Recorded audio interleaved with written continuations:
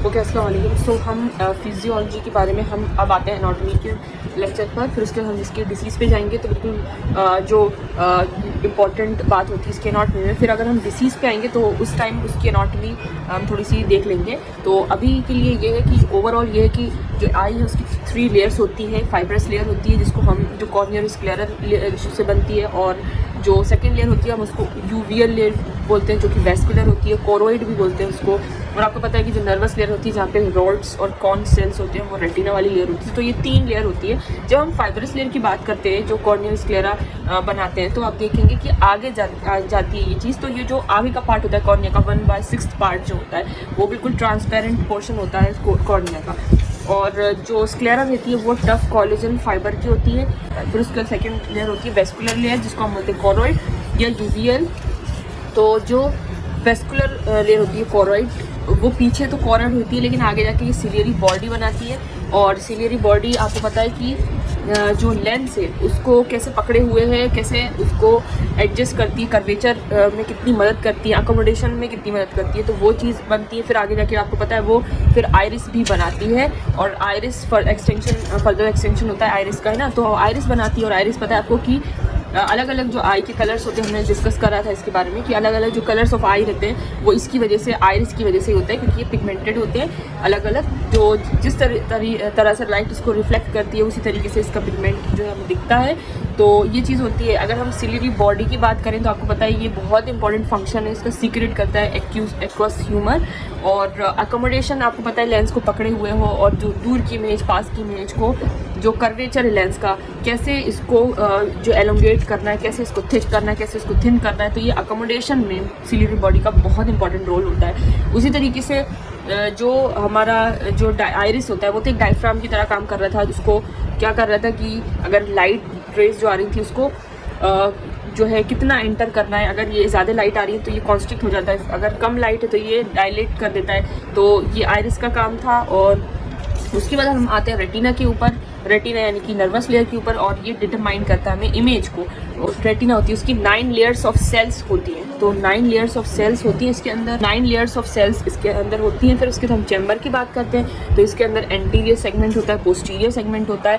तो ये बहुत इंपॉर्टेंट बात है कि जो एंटीरियर सेगमेंट होता है वो हमारे कॉर्निया, जो आगे वाला पार्ट होता है कॉर्निया, वहाँ से जो स्टार्ट होता है, और पीछे अगर इसकी बॉर्डर देखें तो वो लेंस रहती है, ठीक है। तो एंटीरियरली कॉर्निया, और पीछे जो रहता है वो रहता है पोस्टीरियर बॉर्डर ऑफ लेंस, ठीक है।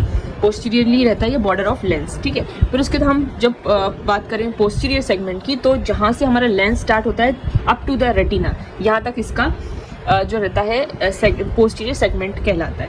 अब हम सिर्फ और सिर्फ अगर हम एंटीरियर सेगमेंट की, यानी कि सिर्फ इसकी बात करें, एंटीरियर सेगमेंट की बात करेंगे, इसको फर्दर डिवाइड करेंगे, तो इसके अंदर चैम्बर होते हैं 2, एक एंटीरियर चैम्बर होता है और दूसरा पोस्टीरियर चैम्बर होता है।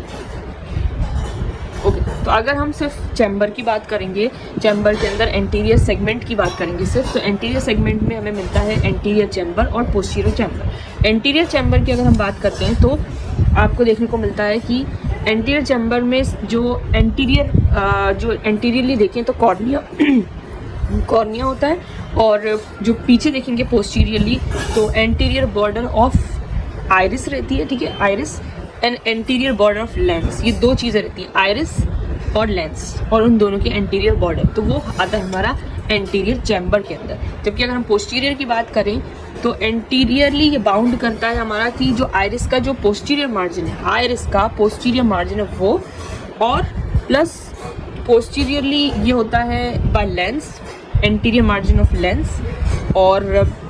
और उसके बाद आता है आपके साइड में सिलियरी प्रोसेस होती है। तो ये 2 चैम्बर होते हैं, इसमें बिल्कुल कंफ्यूज नहीं होना, एंटीरियर चैम्बर में और पोस्टीरियर चैम्बर में। एंटीरियर चैम्बर जो रहता है वो आपका अलग है, पोस्टीरियर चैम्बर वो अलग है। तो क्या क्या चीज़ों से बाउंड करता है हमें वो देखना रहता है इसके अंदर। और इधर से एक क्वेश्चन आते हैं कि किस किस चीज़ों से सराउंड करता है, क्या एंटीरियर चैम्बर मिलता है, क्या पोस्टीरियर चैम्बर मिलता है। फिर आता है हमें पोस्टीरियर सेगमेंट में। इट इज़ वेरी इजी, क्योंकि हमें रेटिना को टच करना ही आखिरी बॉर्डर है वो, आगे क्या करना है ये ज़रूरी है। तो आगे आपको पता है हर चीज़ पीछे हो गई, लेंस का भी पीछे का पार्ट हो गया, सिलियरी बॉडी भी आ गई, सिलियरी मसल, सस्पेंसरी मसल भी आ गई, तो ये सारी चीज़ें पीछे की तरफ आ जाती है। तो एंटीरियरली ये कवर होता है by posterior border of lens से ऑफकोर्स, और सस्पेंसरी लिगामेंट में सिलियरी बॉडी से, और पीछे ये कवर होता है पोस्टीरियरली बाय रेटिना से। तो ये बहुत ईजी भी है, सिंपल भी है, जैसे क्वेश्चन भी आते हैं। फिर इसके अंदर बात करते हैं मसल्स की।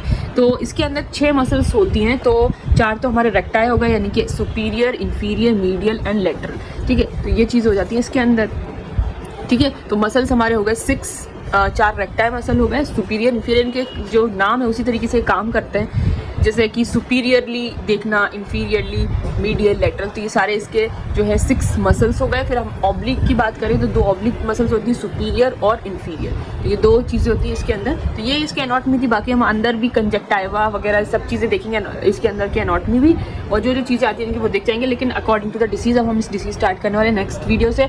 So thanks for being with us and thanks for watching.